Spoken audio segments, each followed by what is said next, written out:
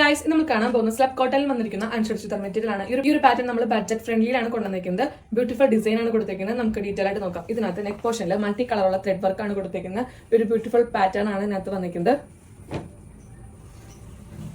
ദുപ്പട്ട വരുന്നത് same colour ടോണുള്ള thread വർക്കും sequence ആണ് കൊടുത്തിരിക്കുന്നത്. ഇതിന്റെ ബോട്ടം വരുന്നത് ഷാൻഡൂൺ ഫാബ്രിക് ആണ്.